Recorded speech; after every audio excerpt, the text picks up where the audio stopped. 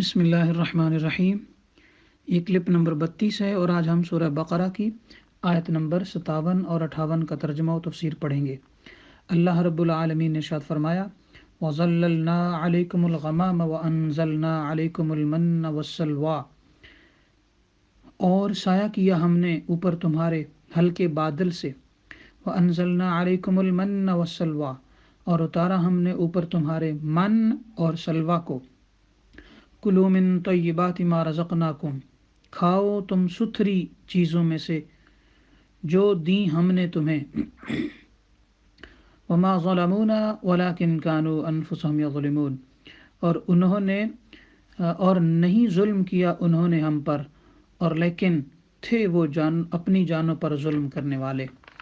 اس آیت مبارکہ میں رب ذوالجلال نے بہت ساری چیزوں کو بیان فرمایا ہے اور بہت ساری چیزوں کو سمجھانے کے حوالے سے بھی اللہ تعالیٰ نے ہماری توجہ دلائی ہے۔ فرمایا کہ اے بنی اسرائیل، تم اس نعمت کو یاد بھی کرو جب کہ تم مصر سے جہاد کرنے کے لیے ملک شام کی طرف روانہ کیے گئے تھے، اور ایک نافرمانی کی وجہ سے مقام تیہ میں،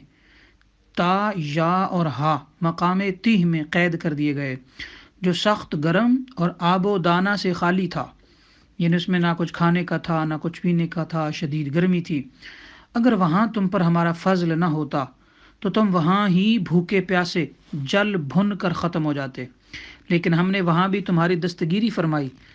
کہ تم پر ہلکے بادل کا سایہ کر دیا، اور لذیذ مزیدار حلوہ اور کباب تمہیں بغیر مشقت کے عطا کیے۔ تم سے صرف اتنا کہا گیا کہ تم توکل سے کھانا، اللہ پر بھروسہ کرنا، آج کا رزق کل کے لیے جمع نہ کرنا، مگر تم سے یہ بھی نہ ہو سکا۔ تم نے وہاں بھی ہم پر توکل نہ کیا اور جمع کر کے اپنے رزق کو بند کر لیا۔ غور تو کرو کہ اس میں ہمارا کیا بگڑا۔ وما ظلمونا ولکن کانوا انفسهم یظلمون، اور تم نے اپنا ہی بگاڑ لیا۔ اس آیت مبارکہ میں بہت ساری چیزیں، جیسے کہ میں نے عرض کیا، ہمیں سمجھائی گئی تھیں، اور بنی اسرائیل کو بھی سمجھائی گئی، مگر انہوں نے اس سے کوئی سبق حاصل نہ کیا۔ تو من اور سلوہ پر جو ہے وہ تحقیق کرتے ہیں۔ جب حضرت موسیٰ علیہ السلام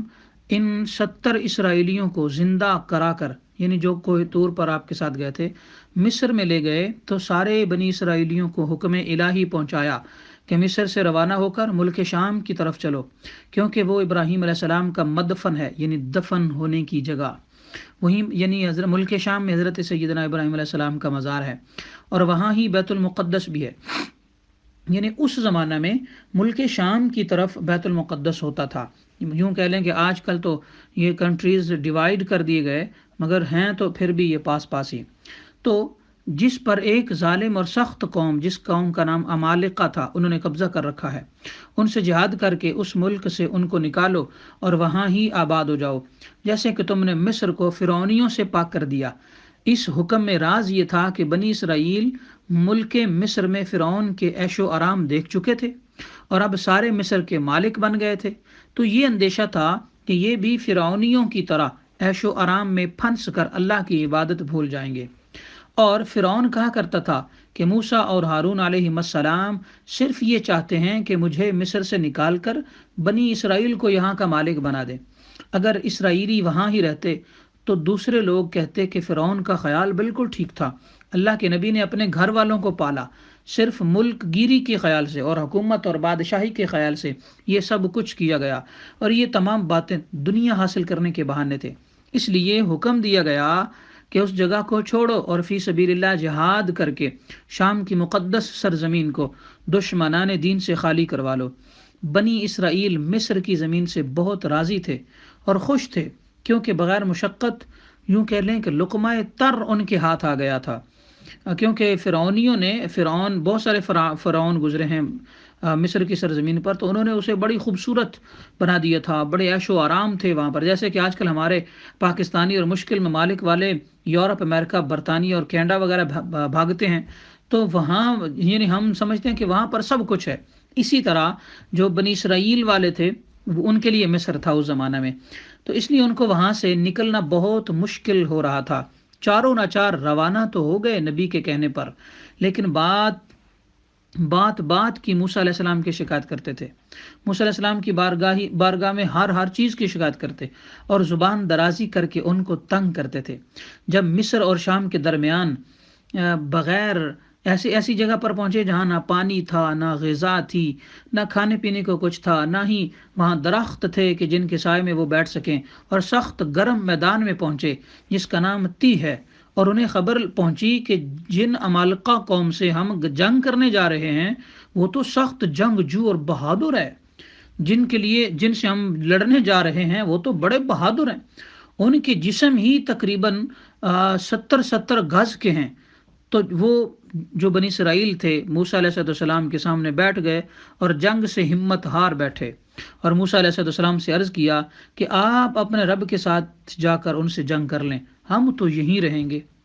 اللہ تعالیٰ نے ان کو یہاں ہی 40 سال کے لیے قید کر دیا۔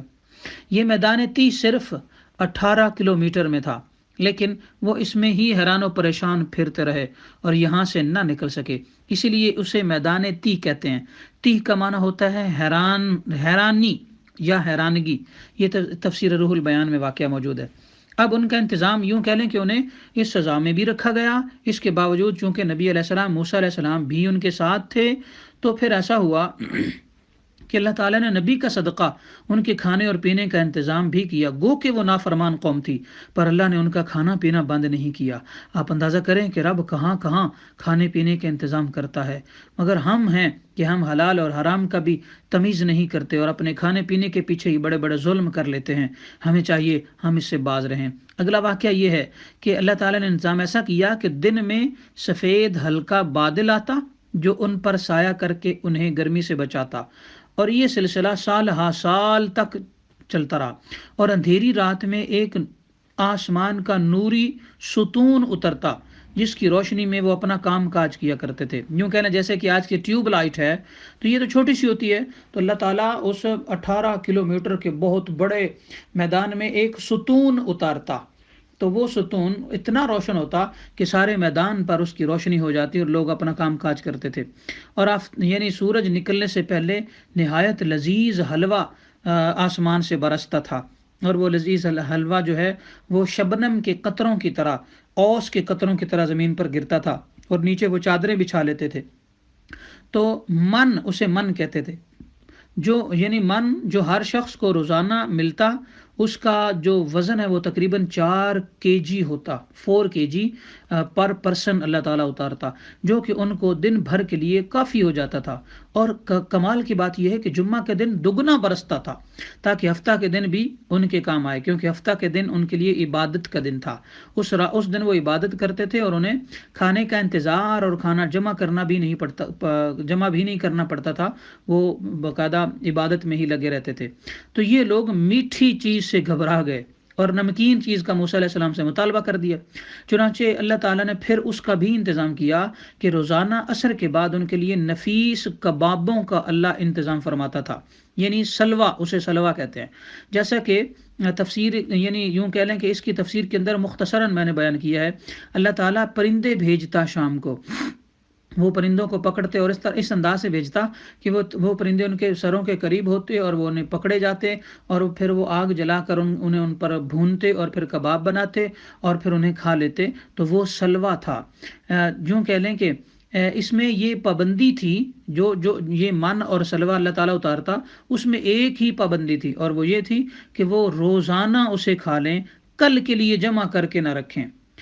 آج بھی بہت سارے ایسے بزرگ ہیں جن کو دست غیب عطا ہوتا ہے، اس میں بھی یہی پابندی ہوتی ہے، اور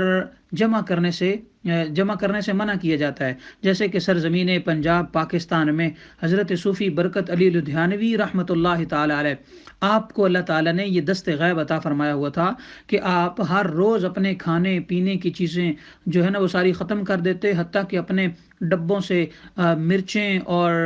نمک اور چینی اور دالیں سب کچھ ختم کر کے، اور برتن بھی دھو کر سب کچھ الٹا کر کے رکھ دیتے تھے، حتیٰ کہ صبح سارا کچھ پھر سے جتنے بھی ہزاروں بھی لوگ اگر آستانے پر ہوتے یا سینکڑوں ہوتے یا بیسیوں ہوتے، تو کبھی ایک دن بھی ایسا نہیں ہوا کہ انہیں ناشتہ نہ ملا ہو۔ اللہ تعالیٰ نے آج بھی یہ ہمیں دکھایا ہے کہ آج بھی اگر ہم اللہ پر توکل کریں تو رب ہمیں کھانے کو دیتا ہے، مگر یہ بڑے اعلیٰ لیول کا توکل ہے۔ عام مسلمانوں کو اس کے یہ نہ بھی بنائے تو گناہ گار نہیں ہیں۔ دوسرا یہ ہے کہ اللہ رب العالمین نے بہت ساری جو چیزیں ہیں وہ اس واقعہ میں ہمیں بیان کر دی ہیں، اور وہ چیزیں ہمیں بہت سارا کچھ سکھا بھی رہی ہیں۔ حضور سرور دو عالم صلی اللہ تعالیٰ علیہ وآلہ وسلم جو ہیں،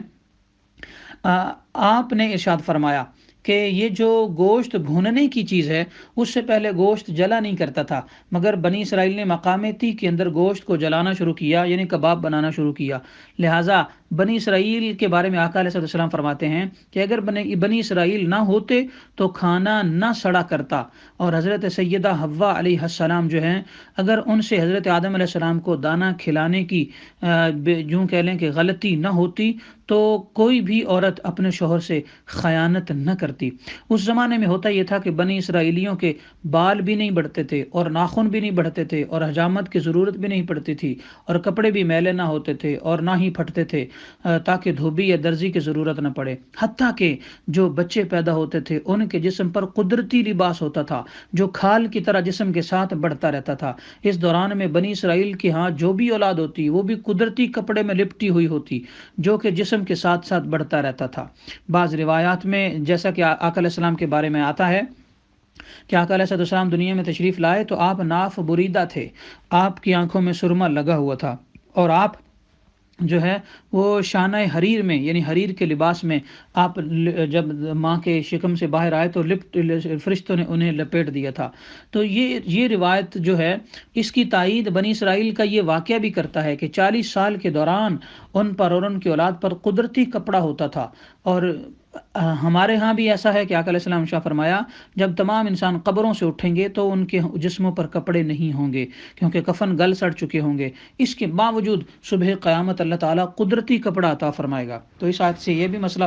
پتہ چلا۔ بہت سارے لوگ یا علماء ایسے ہیں جو کہتے ہیں کہ قیامت کے دن ہر انسان ننگا ہوگا اور وہ اپنے ہی پسینے میں ڈوبا ہوا ہوگا، مگر ایسا نہیں ہے۔ ہاں یہ تو گناہ گاروں کے لیے، مگر وہاں اولیاء ہوں گے، علماء ہوں گے، حفاظ ہوں گے، اور وہاں پر اساتذہ ہوں گے، علم سکھانے والے ہوں گے، ایماندار تاجر ہوں گے، تو وہ ننگے نہیں ہوں گے، بلکہ اللہ تعالیٰ انہیں قدرتی لباس عطا فرمائے گا۔ اس آیت مبارکہ سے چند چیزیں بھی ہمیں پتہ چلتی ہیں۔ پہلی تو یہ کہ نافرمانی کرنے سے اللہ کا عذاب اترتا ہے، جیسے کہ بنی اسرائیل نافرمانی کی وجہ سے قید کر دیے گئے تھے۔ آج بھی ہم کورونا کا شکار ہیں، اور یہ ہمیں ہماری اللہ تعالیٰ کی بارگاہ میں نافرمانیوں کا ہی تو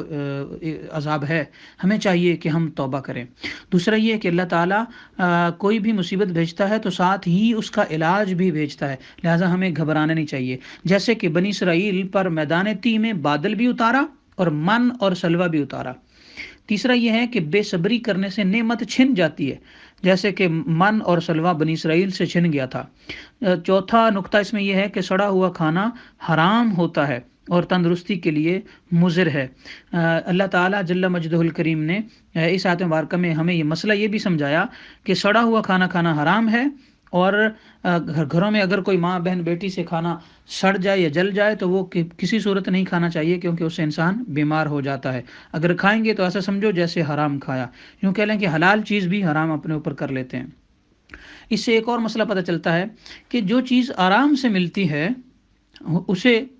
اس کی ہمیں قدر نہیں ہوتی۔ جیسے کہ بنی اسرائیل کو پکا پکایا کھانا مل جاتا تھا، اور جو چیز مشکل سے ہمیں حاصل ہوتی ہے ہمیں اس کی بڑی قدر ہوتی ہے۔ آج ہمارے ہاں بڑی ڈگریاں حاصل کی جاتی ہیں، نوکریاں حاصل کی جاتی ہیں، اور اس کے بعد پھر آج ہمیں دنیا داری کی بہت قدر ہے، بڑی پے کی بڑی قدر ہے، شہروں میں گھر بنانے کی بڑی قدر ہے، کیونکہ ہم وہ بڑی مشکل سے انہیں حاصل کرتے ہیں، مگر ہمیں دین کی قدر نہیں۔ ہاں دین جو ہے وہ ہمارے بزرگوں کو دین کی قدر تھی، کیونکہ انہوں نے دین کمایا تھا بڑی مشکل کے ساتھ، بڑی قربانیوں کے ساتھ، بہت زیادہ انہوں نے مشقتوں کے ساتھ دین کمایا تھا۔ اور دنیا ہم نے کمائی ہے، اور جو ہم نے کمایا ہے ہمیں اسی کی قدر ہے، جو ہمارے بزرگوں نے کمایا ہمیں اس کی قدر نہیں رہی۔ یہی وجہ ہے کہ ہمارے گھروں سے دین کا ماحول اٹھ گیا ہے۔ ہمارا لباس، ہمارا کھانا، ہماری چاہت، ہمارے خیال، ہماری سوچیں، ہمارے فیصلے سب کے سب دین کے خلاف ہوتے چلے جا رہے ہیں، جو کہ ہمارے لیے بہت زیادہ پریشانی کا سبب ہے۔ ہمیں چاہیے کہ ہم اللہ تعالیٰ سے ڈر جائیں اور ہم اللہ کی رضا کے لیے ہی جیا کریں، اور ہم اللہ تعالیٰ کی جو رضا ہے اس کو ہی مد نظر رکھیں۔ اور آخر میں تفسیر صوفیانہ آپ کے سامنے پیش کرتا ہوں۔ فرمایا کہ دنیا گویا مقام قید ہے جس میں ہم سب مختلف میعادوں کے قیدی ہیں، تھوڑے سے وقت کے لیے ہم قیدی ہیں کہ ہماری عمر میں قید کی میعاد ہے، یہاں نفس امارہ و شیطان وغیرہ کی تکلیفیں ہیں۔ اللہ تعالیٰ اپنی رحمت سے جہاں ہم پر حضور علیہ السلام کو سایہ بان یا آپ کے دامن اقدس میں ہر طرح کا امن ہے، یعنی اللہ تعالیٰ نے آقا علیہ السلام کو ہمارے اوپر رحمت کا سایہ بنا کر بھیج دیا ہے،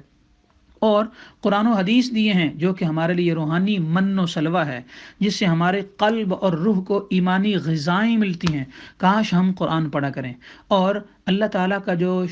شکر ہے اس کا ہمیں حکم ملا ہے۔ جو ان نعمتوں کا غلط استعمال کرے وہ اپنی ہی جان پر ظلم کرتا ہے، اللہ کا وہ کچھ نہیں بگاڑتا۔ لہٰذا ضرورت اس بات کی ہے کہ ہم قرآن کی قدر کریں، آقا علیہ السلام کی قدر کریں، اور ہم اللہ تعالیٰ کے نافرمانوں میں اپنا شمار نہ ہونے دیں، اللہ کے شکر گزار بندے بن جائیں۔ رب کائنات ہمیں توفیق سمجھ اور توفیق عمل عطا کرے، آمین۔ وما علیہ الا البلاغ۔